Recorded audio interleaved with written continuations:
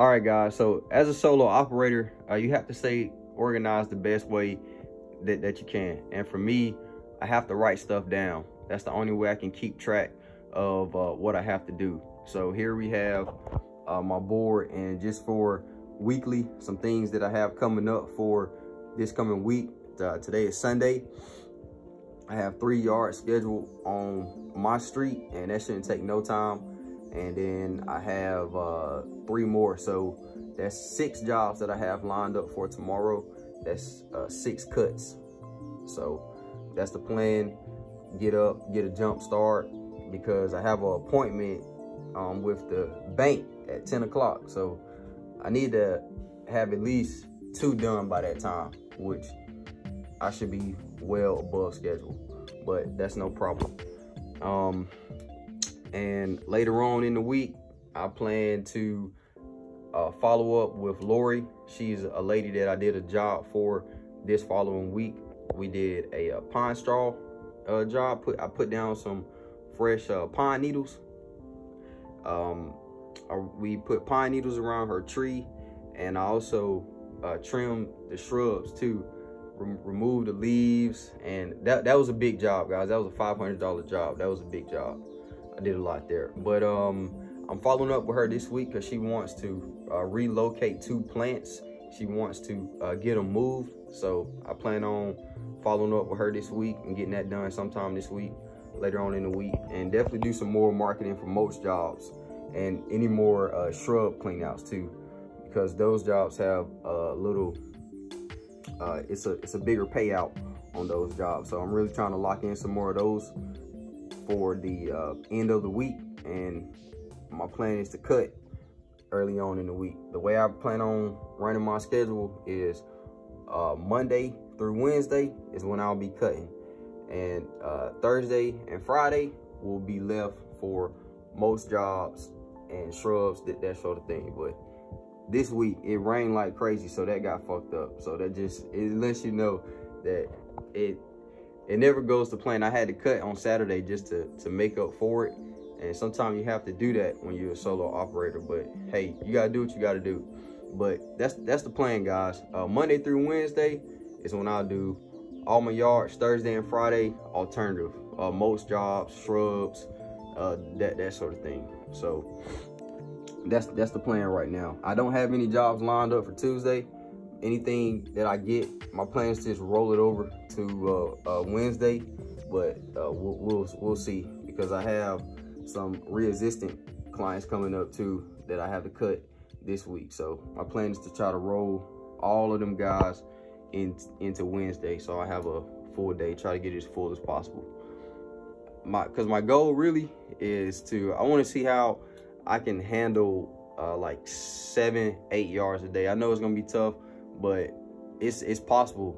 It's possible, because the guys out there doing freaking 22, you know. So 22 yards a day, think about that. 22 yards a day, so, or at least 10, you know what I'm saying? So that's not a lot, but that's the plan.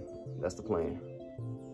So for today, like I said, today is Sunday, and I have an estimate at an apartment complex. It's a small apartment complex. This guy called me this morning, and I'm super excited about that. He's actually out of state, and he said that he's having some trouble with his current lawn care guy. So he called me, and I'm gonna give him an estimate, and I'm telling you guys, I'm gonna hit him over the head. I'm gonna have to.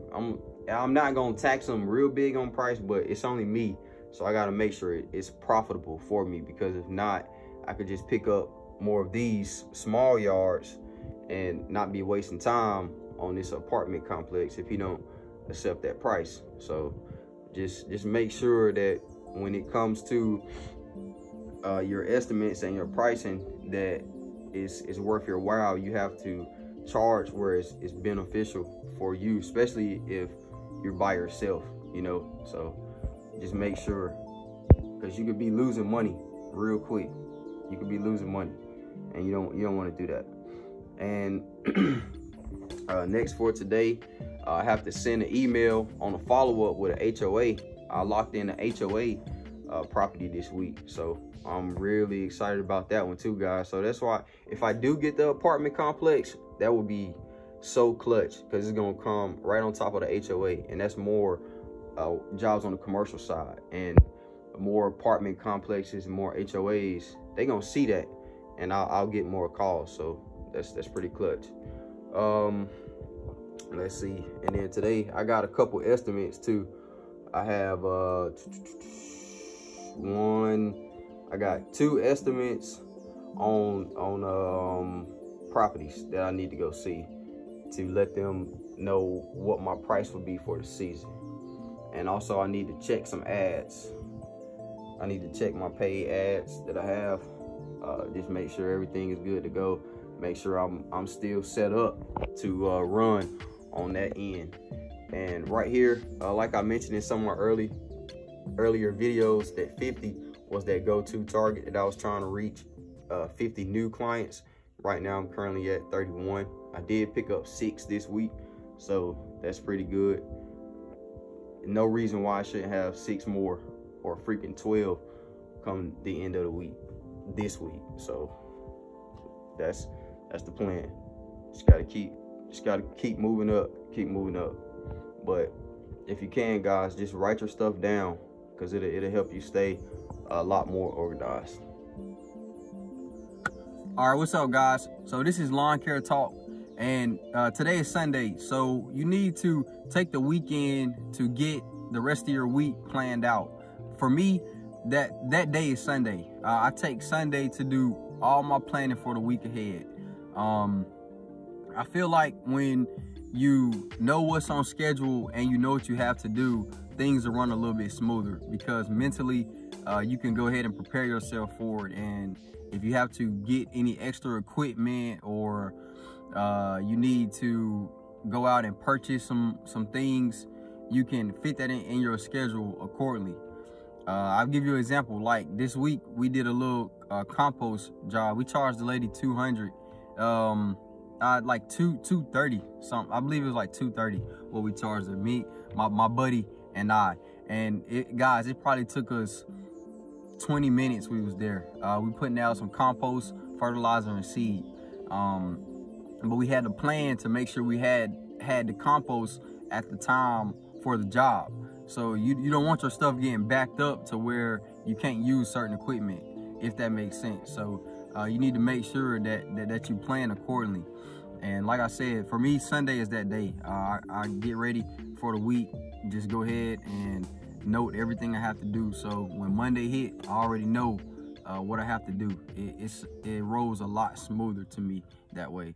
And also, I would say, guys, be firm on your pricing. Be firm on your pricing, because I know when I first got started, I was accepting almost anything, you know what I'm saying? Like, I was cutting for $20, $25, or whatever the case may be.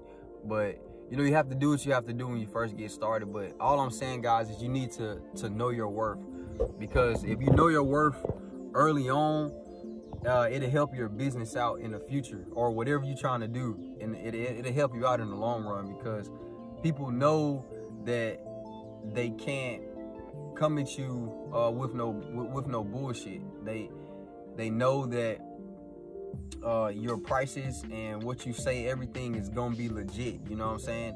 If you come at them with that $20 and stuff, that's what they're gonna expect, you know. And even then, I wasn't doing no $20 worth of work.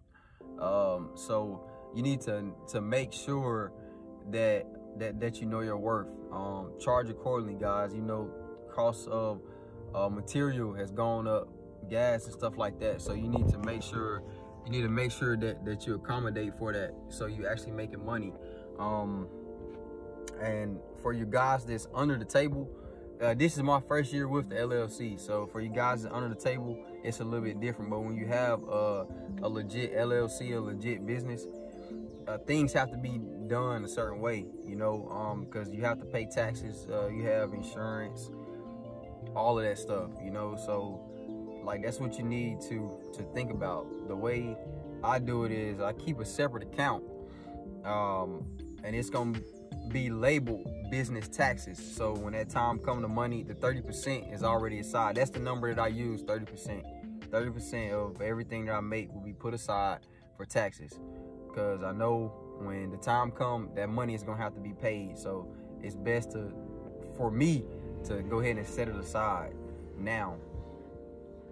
And that's the way I'm gonna do it. So just make sure that you know your worth, guys. Don't be out here just cutting for licks and chewies, you know what I'm saying, just to say that you're doing it.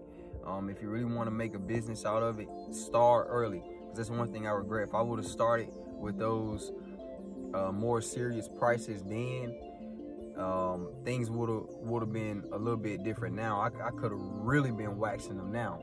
I'm serious, guys, because I know guys out there, solo operators, charging $50 for a little small yards, you know, and it's like they look at it like this: if the client can't accommodate for that, then hey, they can get out the way, tell them to find somebody else, you know. And that's my mentality come this season too, and that's how I've been real firm with my prices. And like I said earlier, I lost some of my clients from the past that I had in previous years just because I went up on my prices. They said, hey, I don't know if I'll be able to pay that. Well, I won't be able to cut your yard. It's nothing personal. I'm always be a good person to you, or if you have any line questions or whatever, you can give me a call, but I just can't cut for that price because now I'm liable. So you got to make sure that everything is lined up to protect yourself and to make sure that you're profitable and that you're making money out here, you know. And it's not like the grass cutting season is all year, you know. We have to really get it while we can. So you need to really maximize on that time frame is what I would say. And just to recap, guys, I went to see the apartments. They were really small, just like what I could see on Google. But I quoted the guy $75 a cut, and I told him $150 for the bushes, because it's like little small boxwoods and a couple other little hedges that need to be trimmed. So that's the price I gave him on that, and we'll see what he say. He hasn't hit me back yet, but we'll see. But like I said, it's Sunday, man, and I use Sunday to go through, check all my equipment. If anything needs to be fixed or tightened, that sort of thing, cleaned, Sunday is that day for me to do it and get all my jobs locked in for the week, get everything lined up, so I'll have a legit schedule and I kind of know the direction that I'm going. As you saw, I did a most job this week, so I just want to do a little quick recap on that, guys. Anytime that you do any type of most job or any type of job where you have to purchase materials, please make sure that your numbers are correct and your square footage is correct. Because if it's not, then you're gonna be working backwards. It's gonna cut into your money. If you have to spend more money on materials, then that's gonna take out money that you could be keeping. So, because what you don't want to do is you don't want to have to go back to your client and say, well, I thought it was this, but it's actually gonna be this, so now I'm gonna need more money from you. That's just not a good look on you. So try to avoid that at all costs. If you think it's gonna be less, go more. I'd rather have more materials left over than have to go to the store because I done ran out. You know, you can always return it. You can always return what you don't use, or use it and roll it over to the next job, and then you still charge that client for that exact same product. So we'll use the bag of fertilizer, for example. I told you I did a seed job, so we had to get the bag of fertilizer. So say that the bag, you spend $40 on a bag. When you find your next seed job, your next job that you use that fertilizer on, you're gonna charge that new client for that cost of material again, even though you already have it, but you're still gonna charge them for it again. And eventually you'll be okay, but that's how you do that. So just be careful on that, because guys, you don't like my mentor from the Winston-Salem Fire Department say, you don't want to be hustling backwards, Chris. You don't want to be hustling backwards.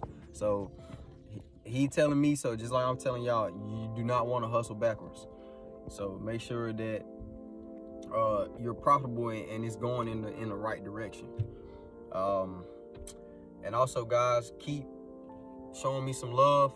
I got my social media. Hit me up on Instagram. Like the videos, comment, and also subscribe for me. So I'm gonna go ahead and wrap this video up. So just in conclusion, here's one thing I do gotta address it. It's the cussing. So I've been reading the comments, and I know some people have been telling me to like watch my language and stuff like that. And I totally respect it 100%. I'll make sure I tone it down, and I'll keep that in mind. But it's no filter on this. Everything is gonna be cut dry. It's about my business and about running a lawn care business, but at the end of the day, I'm gonna give it to you straight. So if your kid's around and they might hear a couple bleepers, then this channel might not be for you. But keep showing me love, guys. And I got a little treat for you if you're still watching. Upcoming next, I went to the Martinsville, Virginia Speedway. Fucking lit, dude. It was, see, there it go again. It's unfiltered. I didn't even mean to use the cuss word. It just happened that way. But I had a great time last night. It was fun. But that's what I have coming up next. So that's it.